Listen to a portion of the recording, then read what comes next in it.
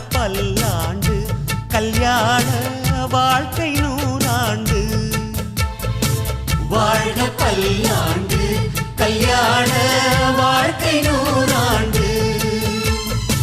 உதயமாகும் புதிய ராகம் இசையில் யாவும் புனிதமாகும். இனிய வேளையிலே சந்தோஷ கவிதை கேள்குயிலே. இனிய வேளை